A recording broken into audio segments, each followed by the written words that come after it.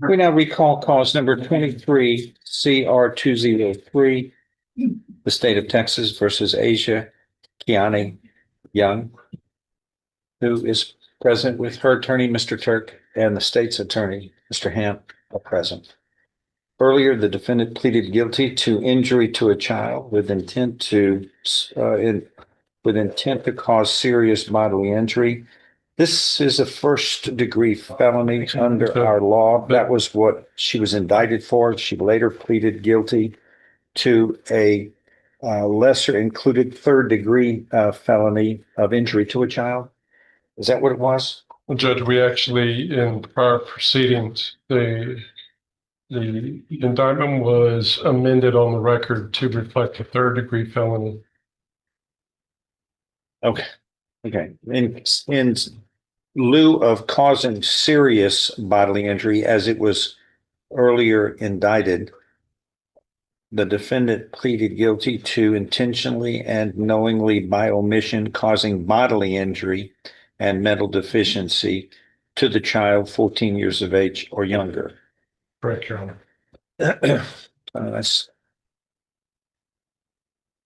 2.04, subpart A, subpart 3 of the Texas Penal Code. A person commits an offense if the person causes bodily injury to a child and an offense is a felony of the third degree when the conduct is committed intentionally or knowingly.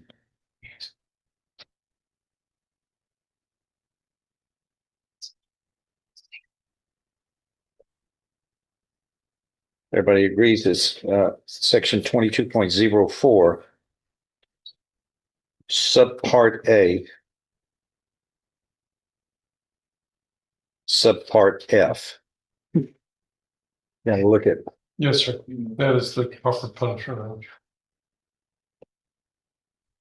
And the agreement here under this third degree felony is whatever sentence shall not exceed a cap of 8 years confinement in prison. So we're looking at no less than 2, no more than 8 years confinement.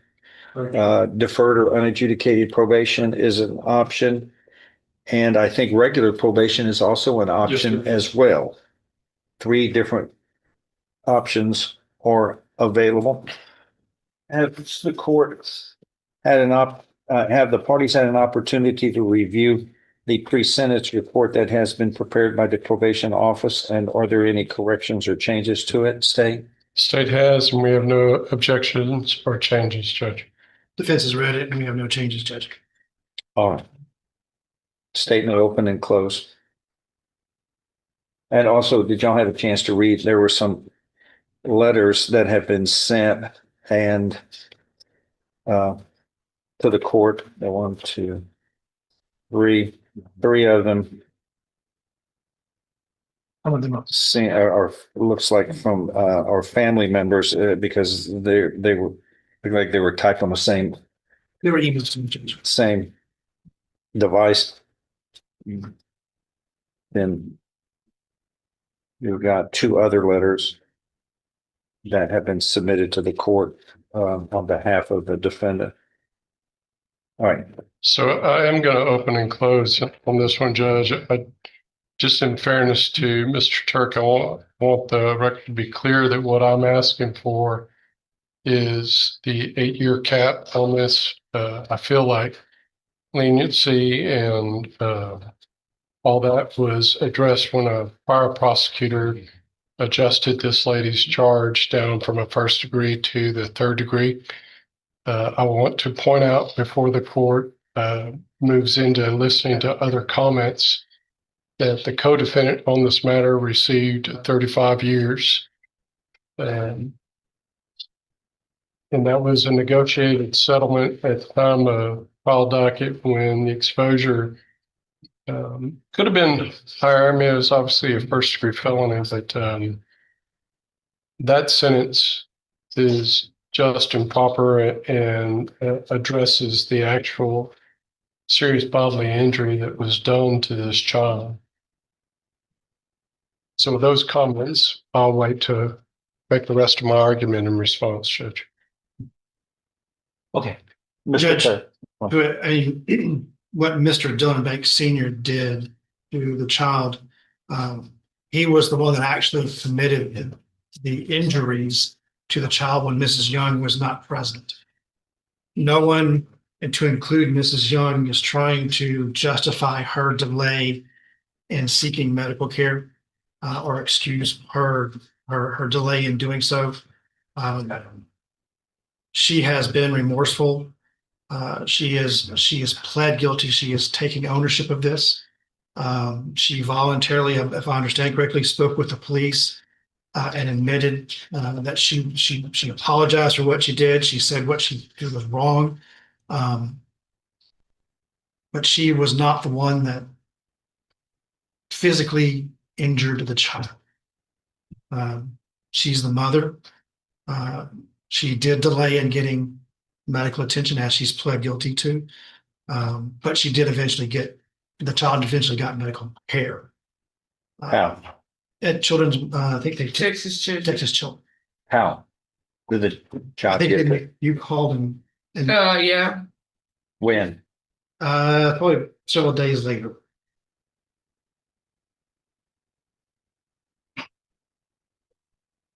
First of all, what's the status of the other defendant?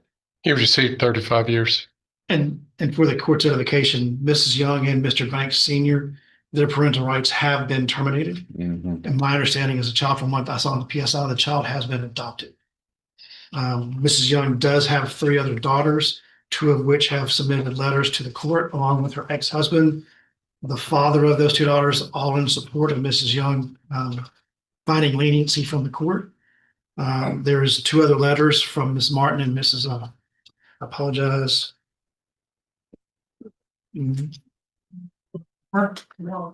Warren, sorry about that.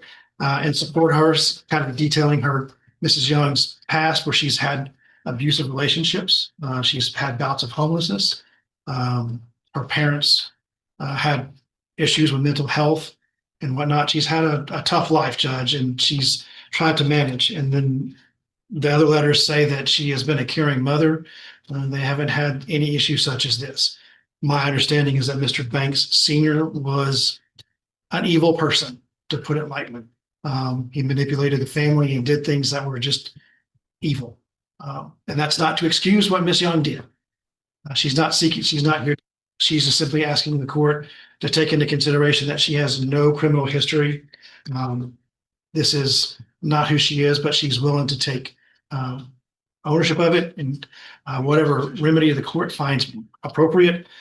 She's willing to take parenting classes. She has had a history of cognitive issues in the past. She does understand what's going on here, but she would ask the court to grant her probation, deferred preferably, so that way she can get back to parenting, taking parenting courses to improve her parenting skills and improving her relationship with her family. And that since we have a history of in the court looking at people's past for harsher sentences, I think we should take a look at her history for the fact that she doesn't have that baggage that some people that come through this court do. She has not been a problem in the court, as had been demonstrated by several other cases of recent note. But she is indeed remorseful of what happened. But she wants to move forward if possible with her life, but understanding that what she did was wrong.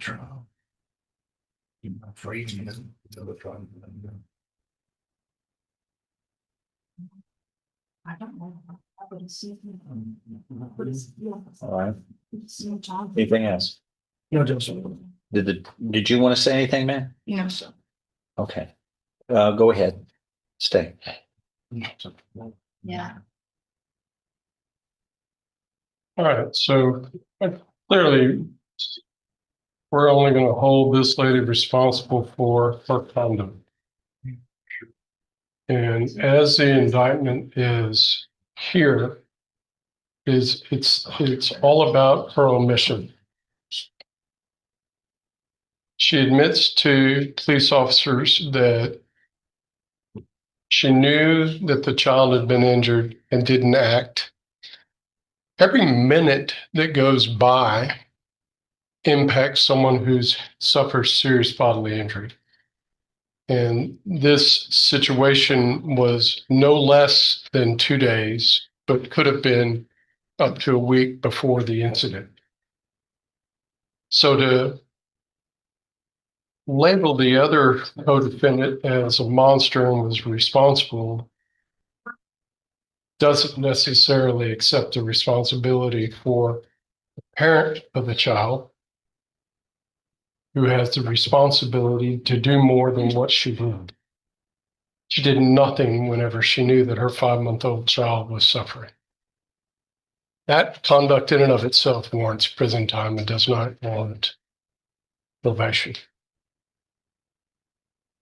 One thing of note in reading her family support, which I'm glad she's got family support. It's a good thing. The court notes that often we stand in here and we don't see that. What I note in reading all of these letters is not one word is mentioned of Dylan Banks Jr. That's the name of the child that is the victim of this. Nobody offers sympathy. Nobody offers care. It's all about her. And to some degree, you can understand it when it's the individual. But the bottom line is she's responsible by her lack of conduct for the resulting injuries that this child has. The grace given to her, the lenience given to her was to say it wasn't serious bodily injury, and it clearly was. That changed her dynamics. It dealt with the fact that she has no criminal history. And although the state wasn't aware of her history, nothing in that history about what's happened to her warrants this. It doesn't minimize it. It doesn't help explain it. In fact, if anything, the fact that she had bad treatment as a child should have made her more on edge to where she would do the right thing for this child, which she did not. And I probably will be repetitive about the fact that Dylan Banks Jr. is not mentioned by anybody, and he is the victim in this.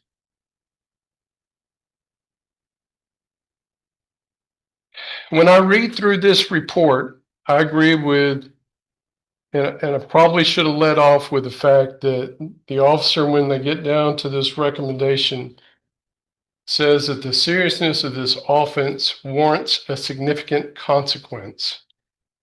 That's as close as I've ever seen in my 36 years of practicing law, a probation officer saying that they need to go to prison.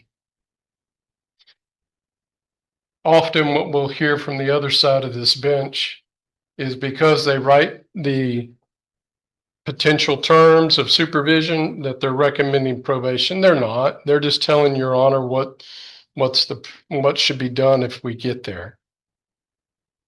Another glaring fact that does not help Ms. Young at all is when we look at page 2 under her family structure, she suggests to the interviewing PSI officer that she's got living arrangements. So being a good officer, that person goes and checks. That individual has not been talked to at all, is not one of the supporting letters, is not somebody that said, hey, yeah, I'm ready for her to come live at my house.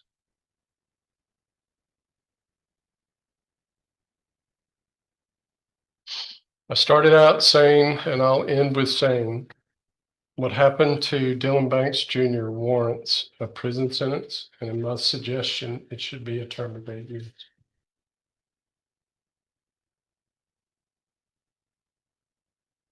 All right. Anything to add? By anybody? No. No.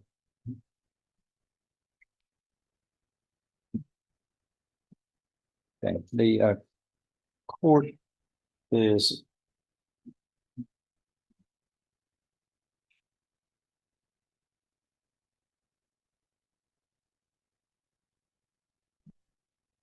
making some changes that need to be made in the documentation in the pre-sentence report. The indictment is before the court from the pre-sentence report with the pre-sentence report, but it does not have the corrections where the indictment was corrected from a first-degree felony to a third-degree felony. And also deleting serious bodily injury versus bodily injury. And all of that is for technical corrections in this report. Because the defendant was initially indicted for a first-degree felony, it was later reduced to reflect a third-degree felony of injury to a child rather than serious injury to a child. And that the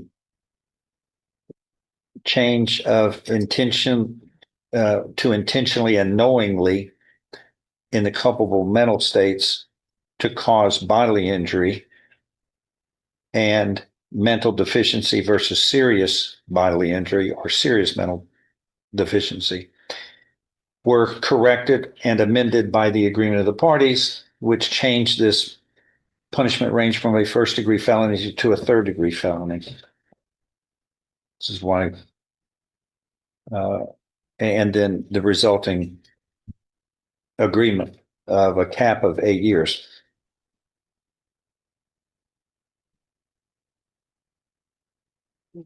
What is brutally honest about the facts of this case is that a 5-month-old infant,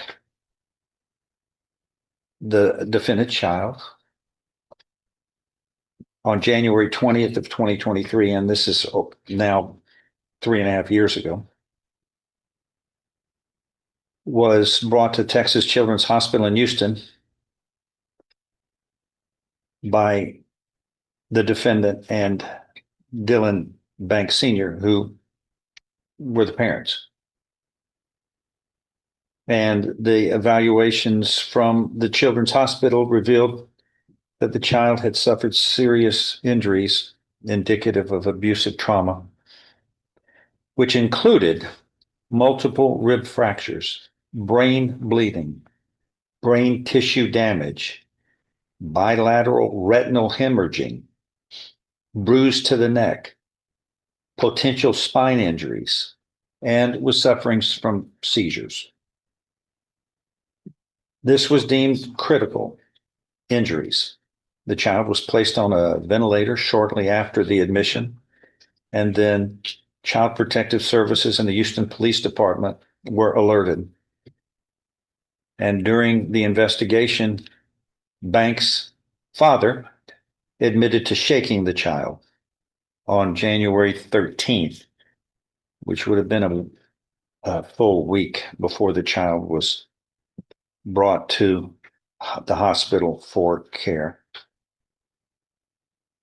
And when this defendant was interrogated by and questioned by authorities, the defendant acknowledged her awareness of the abuse inflicted by the father, and that he had texted her around January 18th, which was 2 days before the child was brought to the hospital, claiming that the child had stopped breathing, but he had revived him. And despite learning of signs of distress and bruising on the child, Asia Young, this defendant, did not seek immediate medical help or report the abuse, and claimed that she did that because she was in fear of the injuries being discovered by the authorities on the child. And consequently, it was determined by the investigators that the defendant had intentionally or knowingly caused serious bodily injury to the child through her inactions and failing to fulfill her legal obligation to provide necessary medical care. But that charge was later reduced by agreement by the parties to bodily injury rather than serious bodily injury.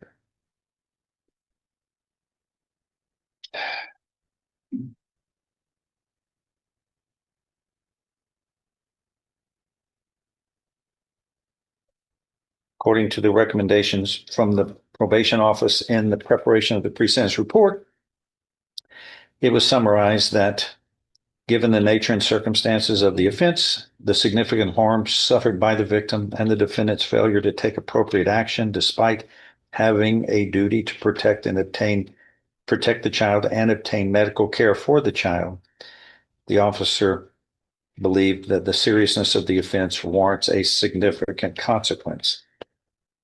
And truly, who wouldn't? This, once again, I'm like deja vu all over again with an infant child barely out of the womb, 5 months old infant, suffering severe injuries, and then the people who were responsible or knew about it and were responsible for action hesitated and delayed. And thus, by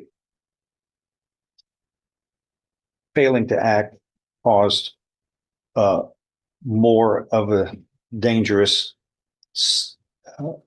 predicament to the child, who in 5 months is literally helpless to take care of itself, but must rely on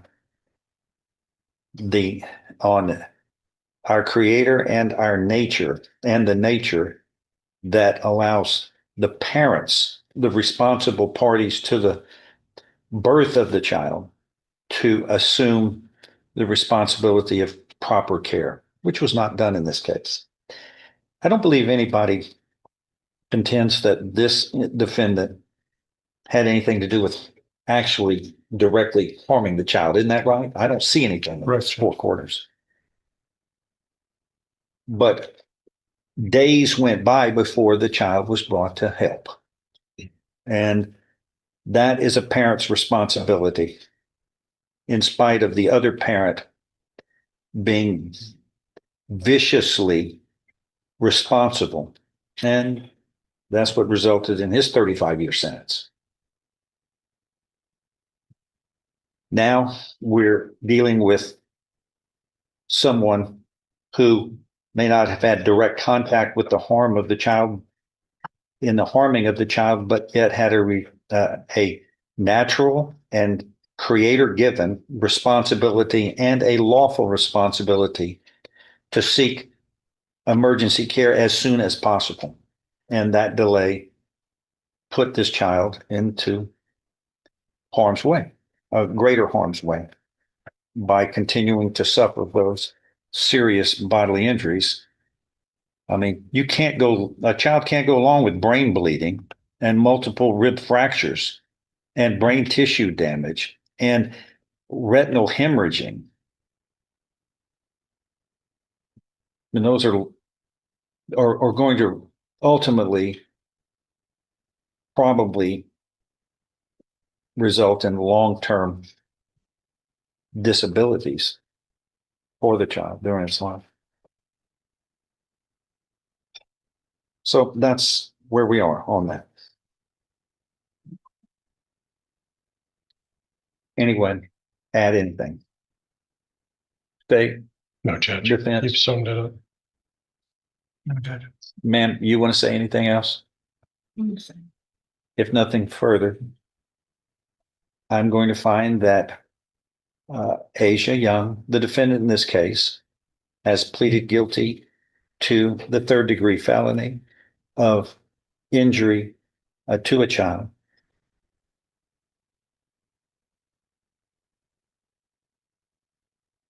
Voluntarily, you have pleaded voluntarily, knowingly, intelligently.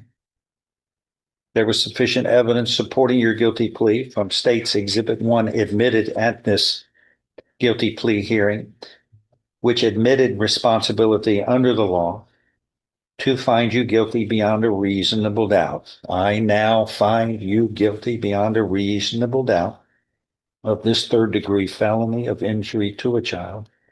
And I'm following this agreement. You are hereby sentenced to confinement in the institutional division of the Texas Department of Criminal Justice to serve a term of 8 years confinement. A parent has a very special obligation. This is a duty. And you delayed knowing that the child was injured. And the child is lucky that the child did not pass away, but we can all use reasonable thought here under these injuries that the child may very well suffer long-term, if not lifelong, harm from the delay that was caused because the responsible parties did not either act correctly at the beginning or did not seek medical care when the parent was aware that the child needed help immediately. Child is helpless with their 5 months old. That's why the parent's duties are strict under the law, and the law provides serious penalties when the parents do not act responsibly. This court finds that under these circumstances, the sentence is fair and appropriate, and also sends the message that a 5-month-old, all children's lives are not only important, but are dependent upon, and their well-being are dependent upon the parents, the caregivers' responsibilities to deal with any problems immediately and responsibly. And this child was not dealt with properly, as a parent should deal with child's injuries. Thus, this court finds this to be a just sentence under these circumstances. Anything else? Okay. That is all. We are in recess on this case. All right, we're going to be going into voir dire here in a moment, and we'll be done while we pick a jury. If you found this video informative, please like, subscribe, and turn on the bell icon so you never miss the latest courtroom hearings, legal updates, and case analysis.